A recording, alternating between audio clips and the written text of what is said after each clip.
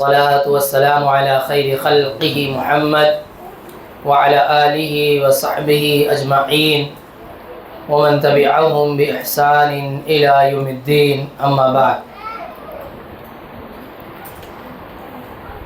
قال الله عز وجل: اقرأ باسم ربك الذي خلق الإنسان من علق. ہر قسم کی تعریف اللہ رب العالمین کے لائق و زیبا ہے. درود و سلام ہو تمام انبیاء کرام پر، خصوصاً ہم سب کے پیارے نبی رحمت للعالمین محمد رسول اللہ صلی اللہ علیہ وسلم. قابل قدر علماء کرام، مسجد کے ذمہ داران، مصلیان کرام، عزیز طلباء اور طالبات، آج کے اس سالانہ اجتماع میں چند بچوں کے نمونے، ان کے تقریر سننے کا موقع ملا، اور یہ جو نمونے پیش کیے گئے الحمدللہ ان تقاریر کو سن کر بڑا اطمینان ہوا. میں مبارکباد دیتا ہوں اس مدرسہ عبداللہ ابن عباس میں جو بھی بچے تعلیم حاصل کر رہے ہیں، ان تمام بچوں کو، بالخصوص ان بچوں کو جنہوں نے نمایاں کامیابی حاصل کی، ساتھ ہی ساتھ ان کے والدین کو کہ جو اپنے فریضے کی ادائیگی کر رہے ہیں. بچوں کو دین کی تعلیم دینا یہ فرض ہے. اگر اللہ نے آپ کو یہ توفیق دی ہے کہ آپ اپنے گھر کے آس پاس کسی مکتب میں، کسی مسجد میں، یا جس طریقے سے بھی آپ اپنے بچوں کو دین کی تعلیم دے رہے ہیں، تو آپ اللہ تعالیٰ کے ہاں انشاءاللہ اجر کے مستحق ہوں گے اور اپنے فریضے کی آپ ادائیگی کر رہے ہیں. ایسے ہی میں ان کے استاد کو بھی مبارکباد پیش کرتا ہوں. اللہ تعالیٰ ان کی کاوشوں کو، ان کی کوششوں کو قبول فرمائے. اللہ کے نبی صلی اللہ علیہ وسلم نے فرمایا: خیرکم من تعلم القرآن وعلمہ. تم میں سب سے اچھا وہ ہے جو قرآن سیکھے اور قرآن سکھلائے. یہ بڑی پیاری حدیث ہے، اور تعلیم سے متعلق اس حدیث کی بڑی اہمیت ہے.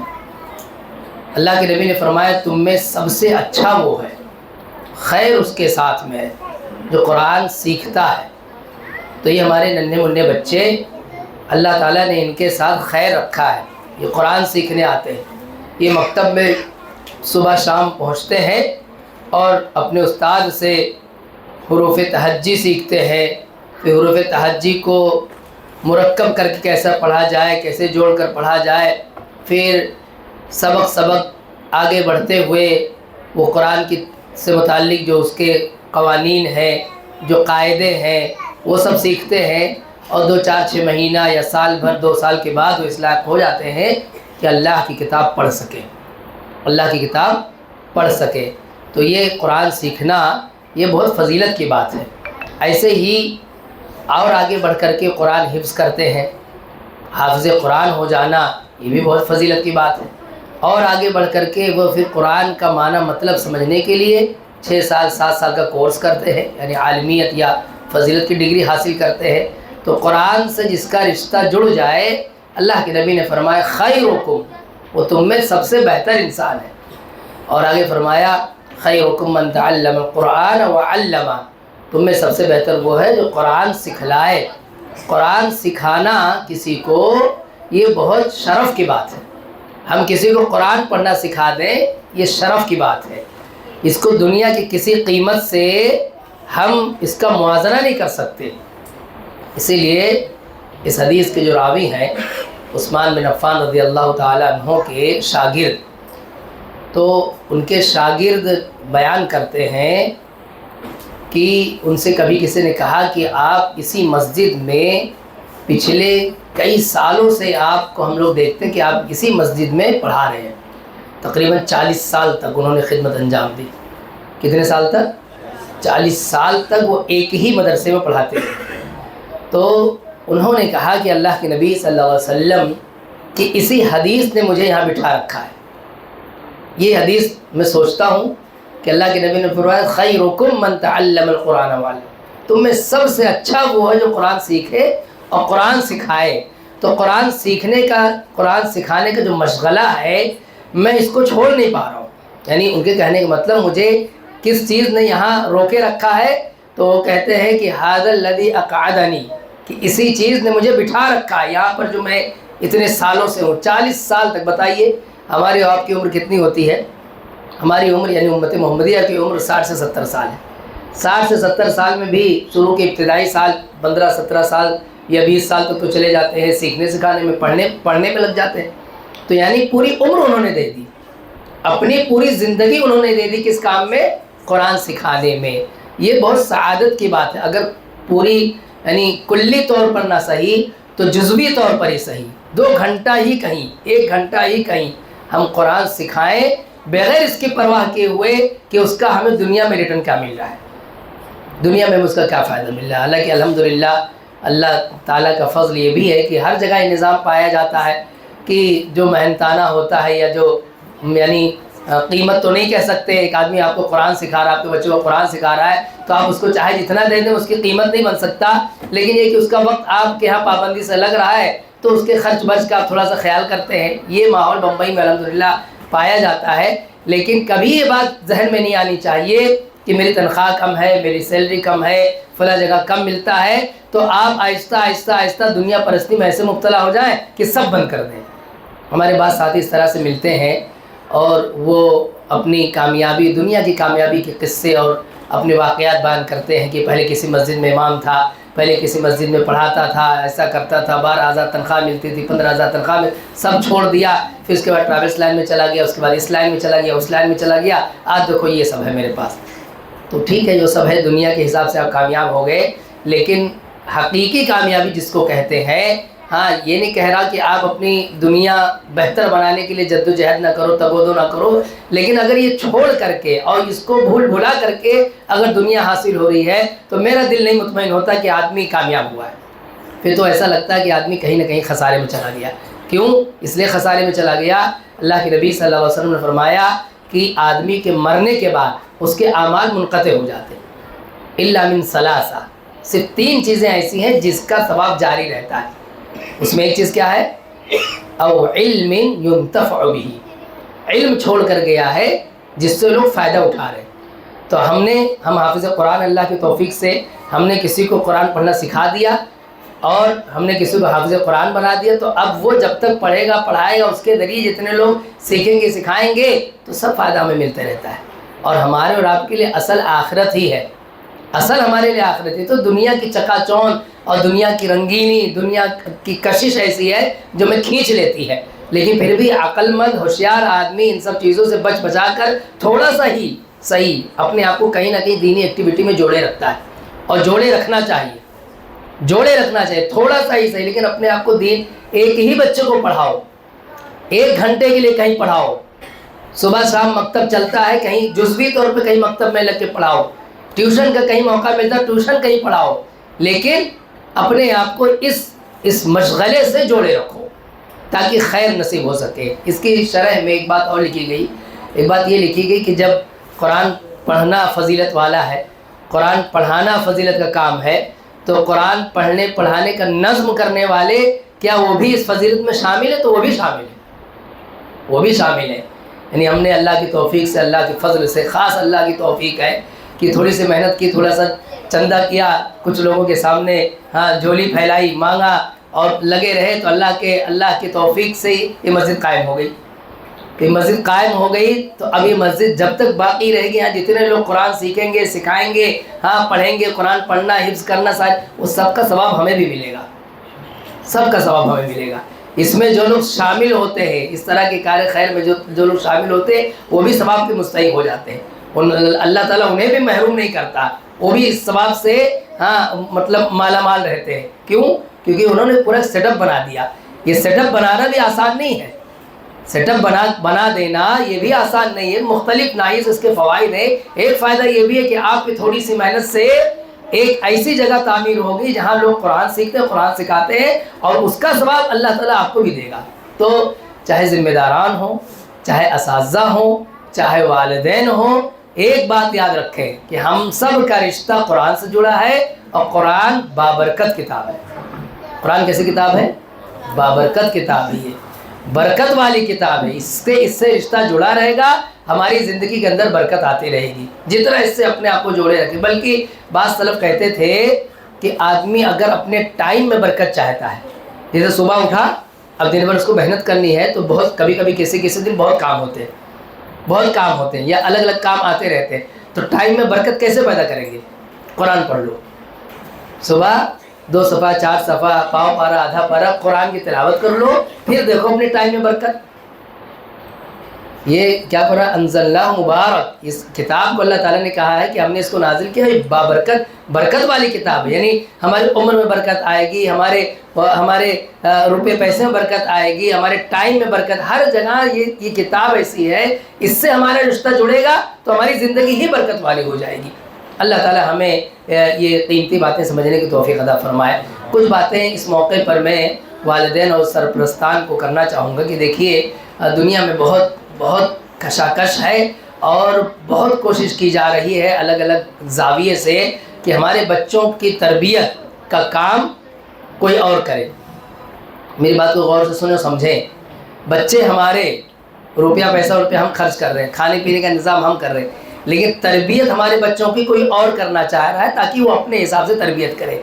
ये जो फितना आजकल हम सब के सामने मौजूद है, पहले ऐसा होता था कि जब किसी का बच्चा गाली देता था तो बाप उस बच्चे को पकड़ता था, उसको पूछता था कि तूने ये गाली किससे सीखी, और जब पता चलता था कि फलां का बच्चा गाली दे रहा है तो उसको भी मारता था, डांटता था, अपने बच्चों को भी मारता डांटता था, और फिर अपने बच्चों को तलकीन करता था कि उसके साथ मत रहना।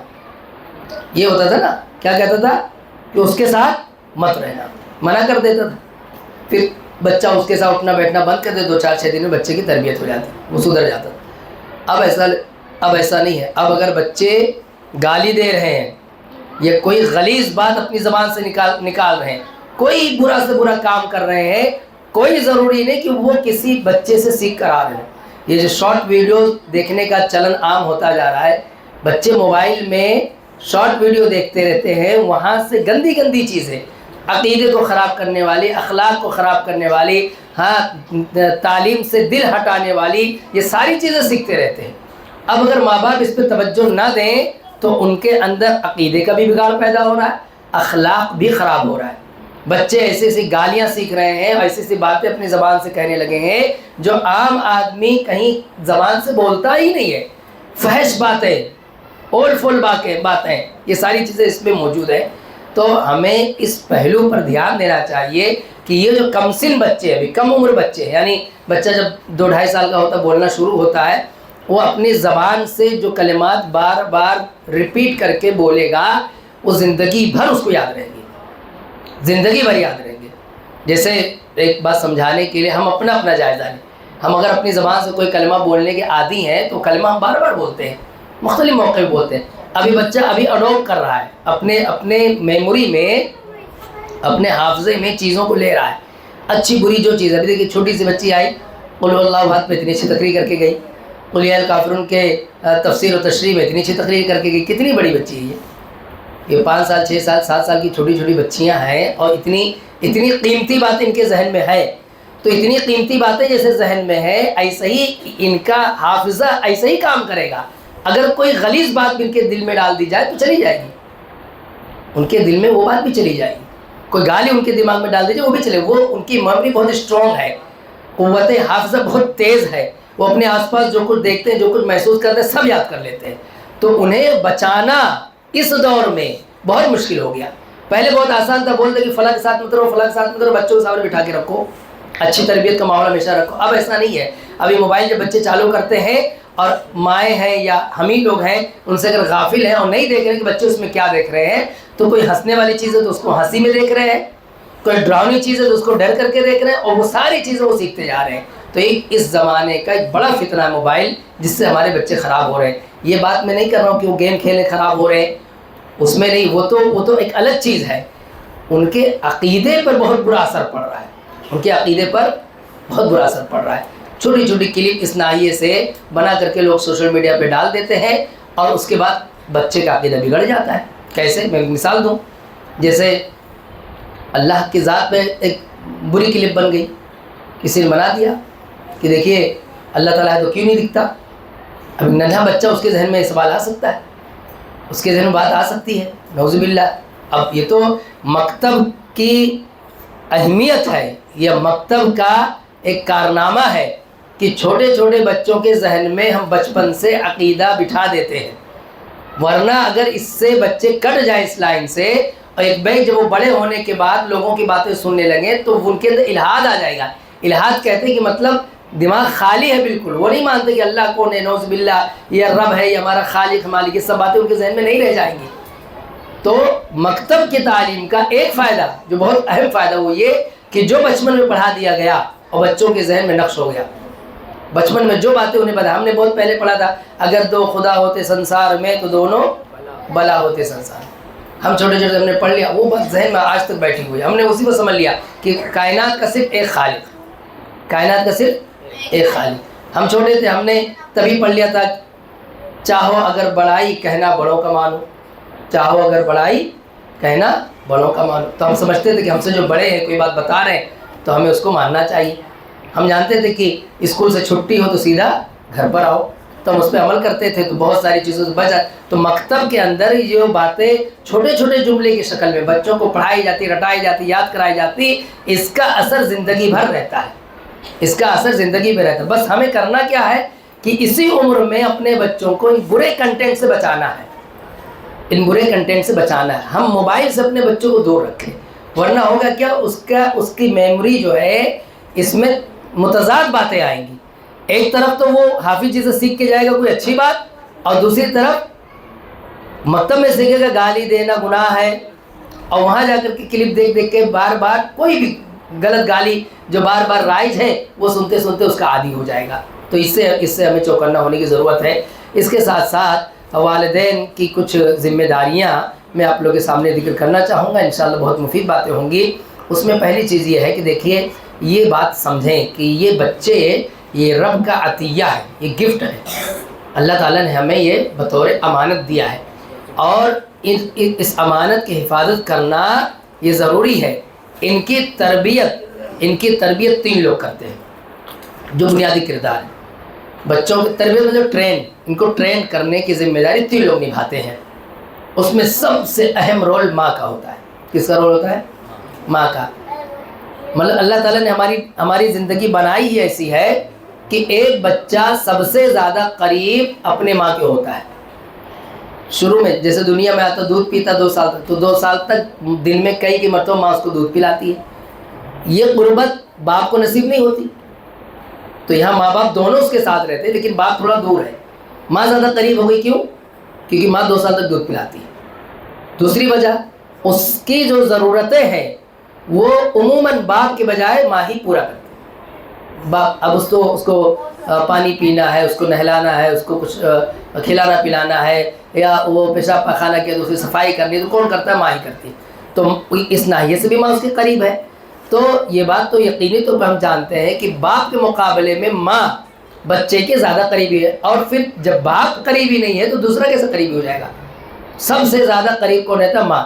اب اگر ماں کا عقیدہ صحیح نہیں ہے، ماں کی زبان صحیح نہیں ہے، ماں کے اندر شوق، عبادت کا شوق نہیں ہے، ماں کے اندر کسی چیز کو سمجھنے کی صلاحیت نہیں ہے، تو بہت ساری چیزیں بچہ وہیں سے اڈاپٹ کر لے گا، وہیں سے بہت ساری چیزیں بچہ لگے۔ اسی لیے کبھی اگر ہم محسوس کریں کہ نہیں یہاں ماں غلطی پر ہے تو ماں کی اصلاح کر دیں، بچے کے سامنے نہیں لیکن الگ سے ماں کی اصلاح کر دیں، الگ سے ماں کو بتائیں کہ نہیں یہ بات تمہیں بچے کو نہیں کہنا چاہیے۔ جیسے کہیں کہ بچے کو کیا بھاگ ایسے کرا کہیں کا، بیوقوف ہے تو، احمق ہے تو، تجھ سے تو کوئی کام نہیں ہوتا، یہ سب زہر جملے ہیں، یہ سب جملے بہت زہریلے ہیں، یہ بچے کی شخصیت کو تباہ کرنے والے جملے ہیں، اور زندگی بھر بچہ اس کا نقصان اٹھائے گا، زندگی بھر۔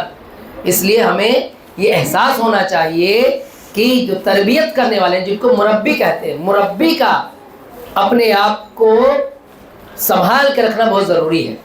جیسے کسی گاڑی میں ڈرائیور جو گاڑی چلا رہا ہے، اگر وہی سونے لگے تو ہم یہ نہیں کہہ سکتے کہ اچھا ٹھیک ہے سو رہا ہے تو سونے دو، ہم سو جائیں چلے گا، ہم اگر سو رہے پیچھے سیٹ پہ بیٹھ کر کے تو چل جائے گا، لیکن ڈرائیور کو ہم سونے نہیں دے سکتے۔ تو جو مربی ہے، مربی کو ہم اگر بگڑتا ہوا دیکھ رہے ہیں تو اس کا مطلب اس کی تربیت میں جتنے لوگ ہیں وہ سب بگڑ جائیں گے۔ اسی لیے اللہ کے نبی صلی اللہ علیہ وسلم نے کیا بتایا کہ رشتہ کرتے وقت، شادی طے کرتے وقت کیا دیکھ کر کے شادی کرو؟ فَاظْفَرْ بِذَاتِ الدِّينِ، دین دیکھ کر کے شادی کرو۔ دین مطلب دین، آدمی کے پاس دین کب رہتا ہے؟ جب دین کا علم ہوتا ہے۔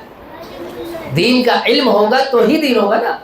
تو اس کو اخلاق کا علم ہے، عقیدے کا علم ہے، فقہ اس کے پاس موجود ہے، اور اسی طریقے سیرت سے متعلق اس کو علم ہے۔ جتنا زیادہ اس کے پاس علم ہوگا اتنی اچھی وہ ماں بنے گی۔ وہ صرف آپ کی دلہن نہیں بننی ہے، آگے چل کر کے اس کو ماں بننا ہے، اور ماں بننے کے بعد کئی بچوں کی تربیت کرنی ہے۔ اگر اس کا عقیدہ ہی صحیح نہیں ہے، اس کو دین کا علم ہی نہیں ہے، تو کیا تربیت کرے گی؟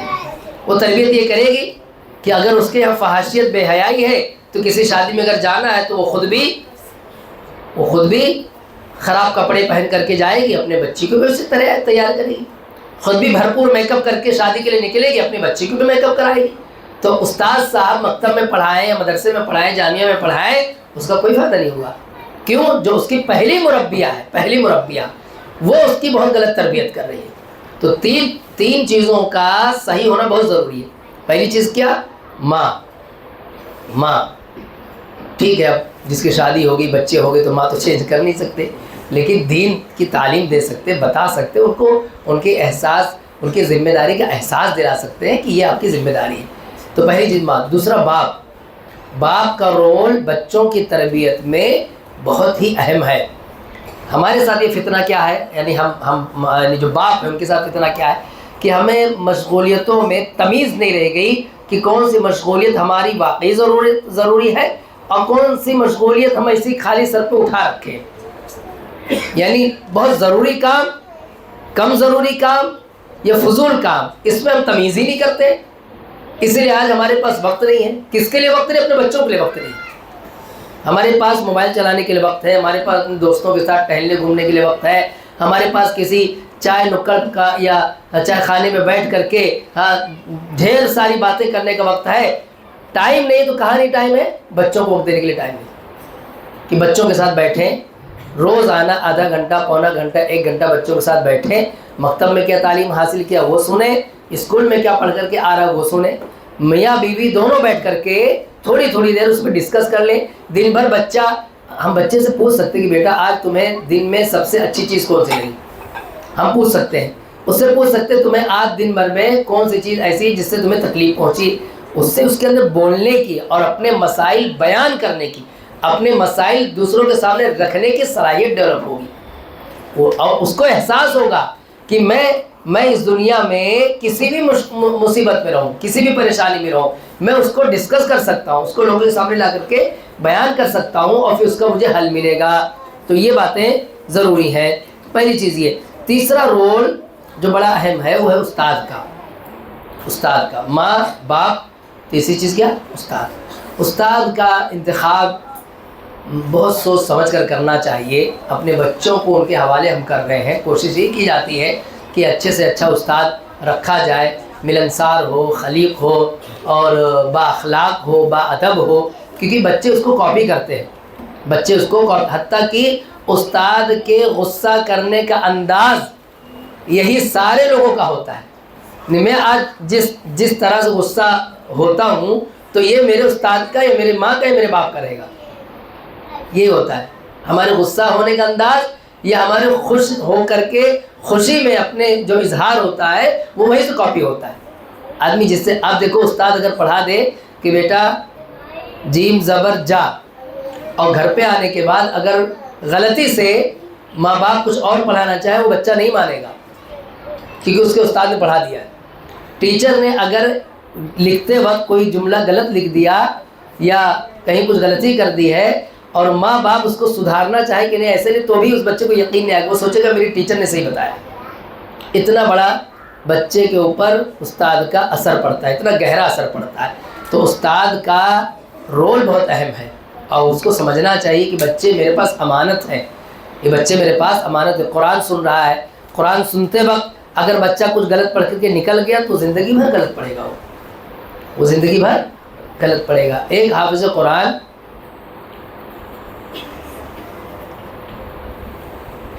اس کا کئی سالوں بعد کہیں نماز پڑھا رہا تھا، اس نے پڑھایا رب اشرح لی صدری ویسر لی امری واحلل عقدۃ باللسان۔ اللہ ہے کیا؟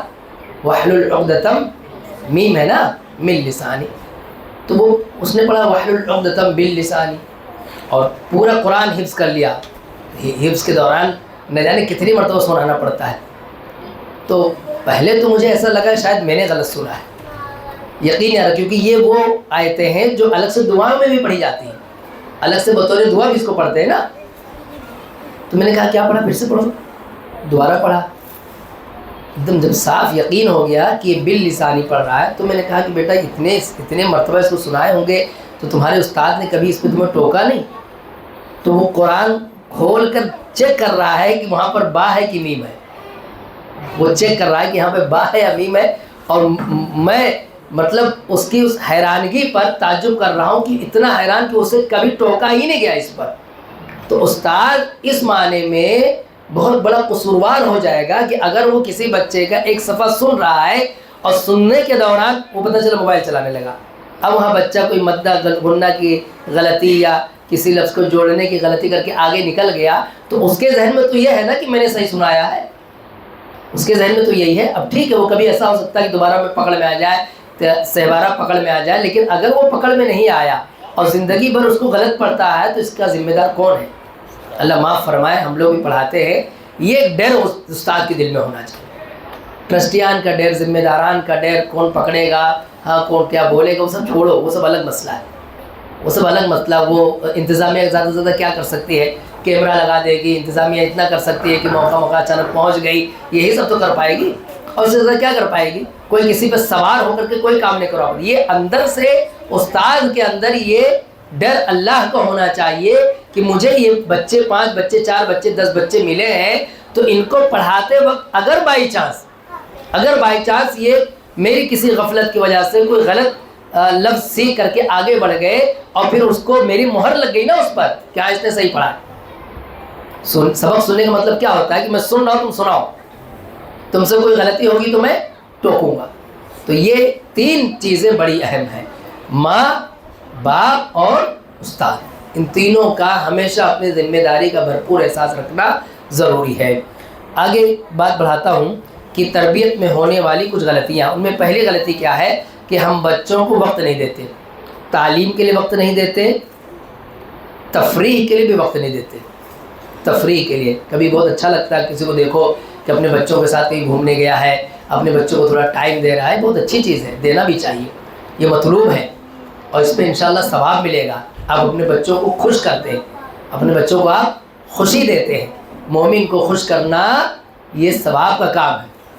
آپ کا بچہ مومن ہے نا، اس کو آپ خوش کر رہے ہیں تو کیا کیسا کام ہے؟ یہ ثواب کا کام ہے۔ اس کے برخلاف مومن کو غمزدہ کر دینا گناہ ہے۔ انما النجوى من الشیطان لیحزن الذین آمنوا، نجوہ یعنی ایسے کانا پھوسی کرنے سے کیوں منع کیا گیا؟ اس لیے کہ شیطانی عمل ہے، اس کی وجہ سے مومن غمزدہ ہو جاتا ہے، تو کسی مومن کو غم میں مبتلا کر دینا یہ جائز و درست نہیں ہے۔ اسی لیے اللہ کے نبی صلی اللہ علیہ وسلم کہتے تھے بشروا ولا تنفروا، بشارتیں سنایا کرو، اچھی اچھی باتیں کیا کرو، نفرت نہ دلایا کرو، لوگوں کے اندر تنفیر کا کام نہ کیا کرو۔ تو بہرکیف ایک بات یہ کہ ہمارے پاس وقت نہیں ہے، یا ہم اس میں کوتاہی سے کام لے رہے ہیں، ہم اپنی ذمہ داری ادا نہیں کرتے ہیں، وقت نہیں دیتے بچوں کو، نہ تعلیم کے لیے نہ تفریح کے لیے۔ ایسے ایک برائی یہ ہے، کبھی بچہ سامنے آتا ہے، دیکھیے بچے کی عمر سمجھیے آپ، بچہ جب تک 11-12 سال کا نہیں ہوتا ہے تب تک وہ اپنی باتیں اس کے یعنی پیدائشی طور پہ وہ سمجھتا ہے میری باتیں کون سنے گا؟ میرے ماں باپ سنیں گے۔ اس کو بعد میں آہستہ آہستہ احساس ہوتا ہے کہ اچھا یہ بات میں ان سے بھی کہہ سکتا ہوں، یہ بات میں ان سے بھی کہہ سکتا ہوں۔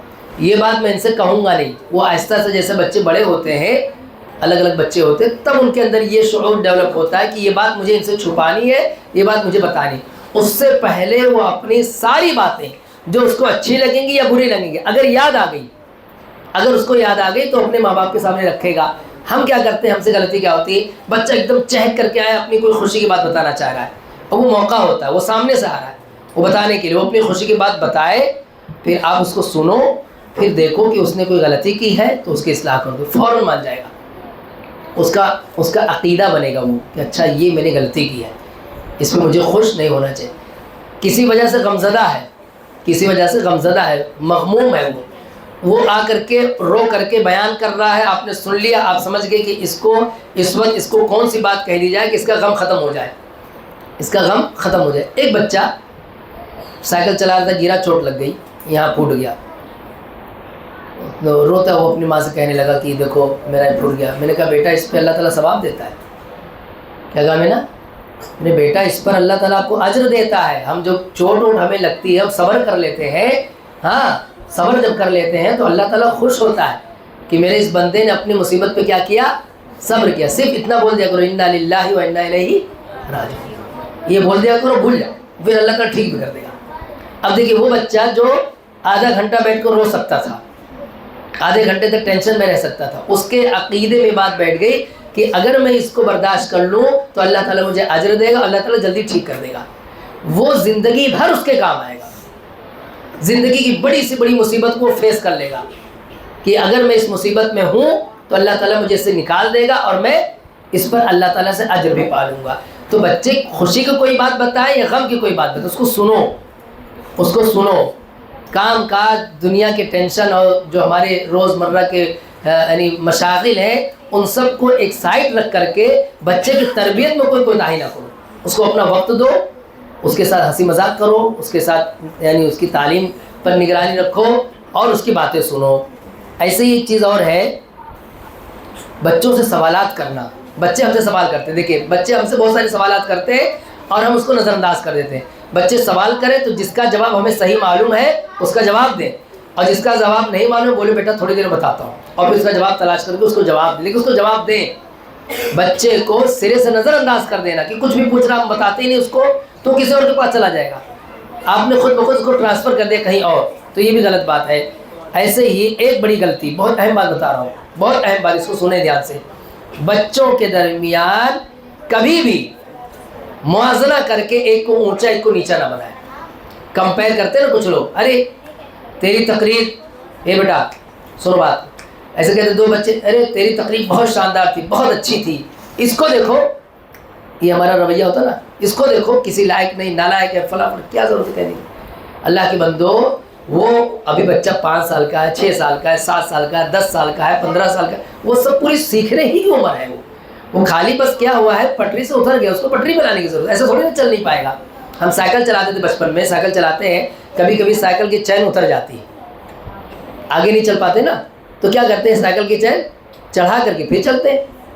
ہماری بائک ہے، چلا رہے کبھی بند پڑ گئی تو مرمت کر کے پھر چلانے لگتے.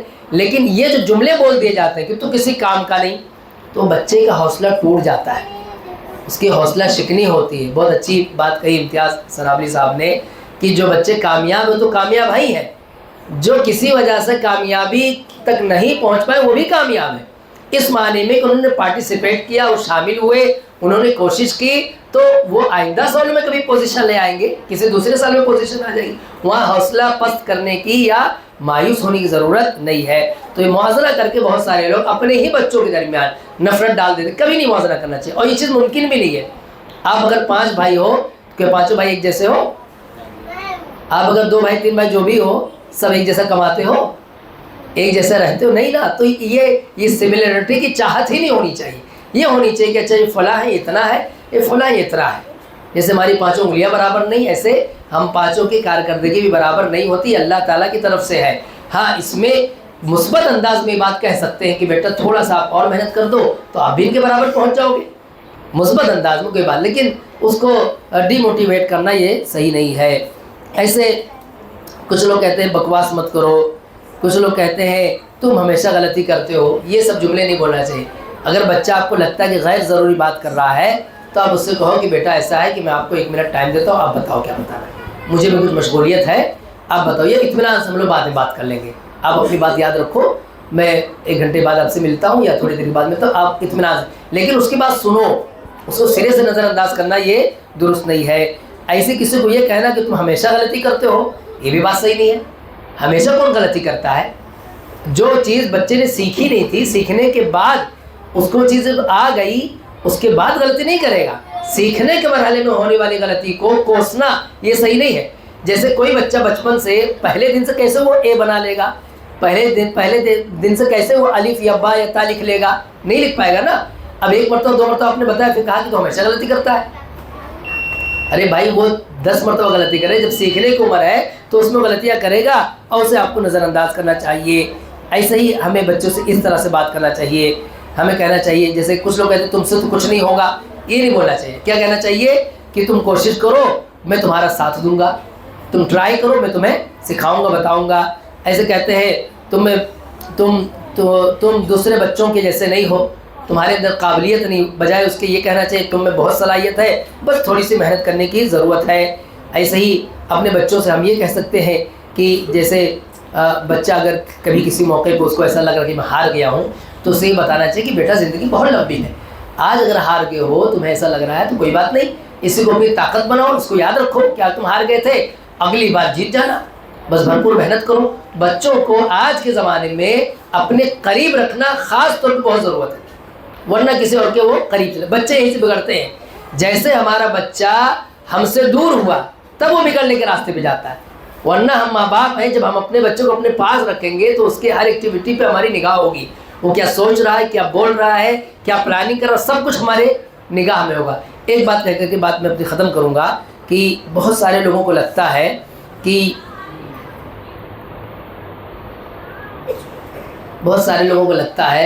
کہ یہ بچہ ابھی چھوٹا ہے تو اس کو سکھاؤ، اس کو پڑھاؤ، اس کو بتاؤ، ورنہ کہیں بگڑ نہ جائے۔ دینی بھائیوں ایک بات بتاؤں، پوری زندگی اگر آپ ماں باپ ہیں تو آپ کو پوری زندگی اس کی فکر کرنا ہے۔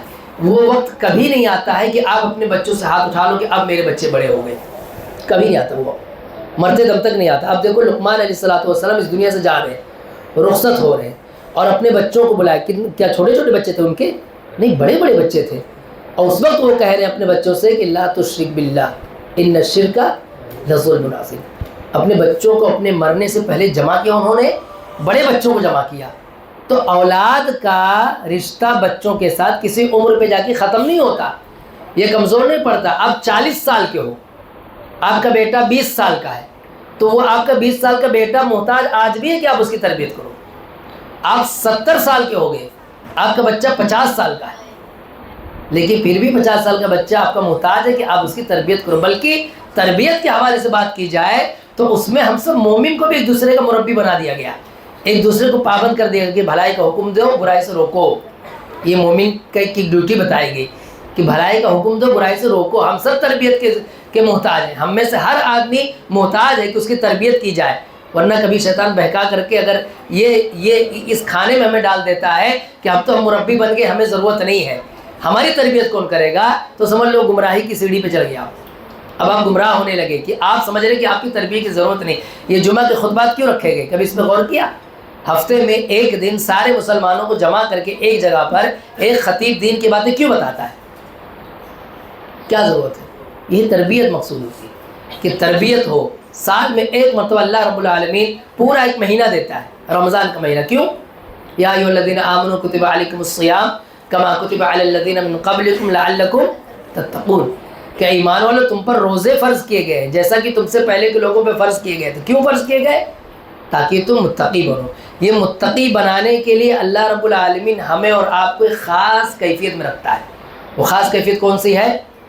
کہ ہم بھوکے رہیں، ہم پیاسے رہیں، اور ہم اپنی شہوت کو تھامے رکھیں۔ اس کیفیت میں جانے کے بعد حق قبول کرنا، حق اپنانا اور برائی سے بچنا، ہمارے اندر اس کی ہیبٹ پیدا ہوتی ہے، ہمارے اندر اس کی عادت پیدا ہوتی ہے۔ تو تربیت ہماری ہوتے رہنا چاہیے، اور بچوں کے تعلق سے کبھی بندہ یہ نہ سوچے کہ اب یہ بڑا ہو گیا، اب اس کو اس کے حوالے کرو۔ ہاں، جن چیزوں میں بڑا ہو گیا ہے، جن باتوں میں بڑا ہو گیا اس میں بڑا ہو گیا، لیکن زندگی کا ہر مرحلہ ہر مرحلہ اپنے آپ میں کچھ ایسے تقاضے رکھتا ہے کہ اس وقت اس کی تربیت کرنے کی ضرورت رہتی ہے. تو جو ان سے بڑے ہیں ان کی تربیت کرے، جو ان سے بڑے ہیں ان کی تربیت کرے. اور مسلسل ایک مسلمان ہونے کے ناطے ہمیں اور آپ کو ہمیشہ یہ سمجھنا چاہیے کہ میں ایک مسلمان ہوں، میں ہمیشہ اپنے علماء کے ماتحت رہوں.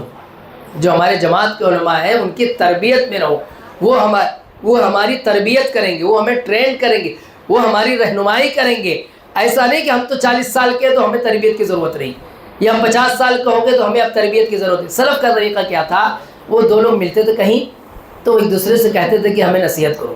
کیا کہتے تھے؟ ہمیں نصیحت کرو. ایک دوسرے سے نصیحت مانگتے تھے کہ کچھ مجھے نصیحت کیجیے، کچھ مجھے بتائیے. آپ دیکھیں اللہ کے نبی صلی اللہ علیہ وسلم مسجد نبوی میں بیٹھے ہوئے ہیں، ایک صحابی آ کے کہتے ہیں اللہ کے نبی صلی اللہ علیہ وسلم مجھے کوئی ایسی بات بتائیے، کوئی ایسی بات بتائیے جس کو میں ایک دم پابندی کے ساتھ پکڑ لوں. کوئی ایک بات ایسی بتائیے. اور بہت ساری باتیں مت بتائیے، میں بھول جاؤں گا. ایک بات کوئی ایسی بتائیے جس کو میں بہت پابندی سے پکڑ لوں. تو اللہ کے نبی صلی اللہ علیہ وسلم نے کہا لا یزال لسانک رطبا من ذکر اللہ، کہ جاؤ اللہ کے ذکر سے تمہاری زبان ہمیشہ تر رہے. اس بات کو پکڑ لو. یعنی اللہ کا ذکر ہمیشہ زبان پہ جاری رہے. یہ اللہ کے نبی صلی اللہ علیہ وسلم صحابی سامنے سے آ کے کہہ رہے ہیں. ایک صحابی آ کے کہتے ہیں اللہ کے نبی صلی اللہ علیہ وسلم مجھے کوئی نصیحت کیجیے. تو اللہ کے نبی کہتے ہیں لا تغضب، غصہ نہ کیا کرو. پھر کہا اور کوئی نصیحت کیجیے. اللہ کے نبی کہا لا تغضب، غصہ نہ کیا کرو. پھر کہا اور کوئی نصیحت، 3 مرتبہ بتایا کہ لا تغضب، غصہ نہ کیا کرو. تو یعنی اپنے آپ کو تربیت میں رکھنا یہ ہماری ڈیوٹی ہے کہ ہم اپنے آپ کو کسی کی تربیت میں رکھیں، اپنے سے بڑے کی تربیت میں رکھیں، تاکہ ہم سے کچھ کمی کوتاہی کہیں ہو جائے یا ہوتے رہتی اس کا احساس ہونا چاہیے تو اس کی اصلاح موقع پر ہو جائے. ورنہ کبھی ایسا ہوتا ہے کہ آدمی کی بر وقت اگر اس کی تربیت نہیں کی گئی، بعد میں اس کو بہت بڑا خمیازہ بھگتنا پڑتا ہے، بہت بڑا اس کو نقصان اٹھانا پڑتا ہے. یہ جو بھی باتیں اللہ کی توفیق سے، اللہ کے فضل سے آئی ہیں، اللہ تعالیٰ سے دعا ہے کہ رب العالمین سمجھنے کے بعد اسے برتنے کی توفیق عطا فرمائے. اللہ تعالیٰ ہم سب کو ایک دوسرے کا خیر خواہ بنائے. ہمارے ننھے منھے بچوں کو اللہ تعالیٰ دین کا سپاہی بنائے.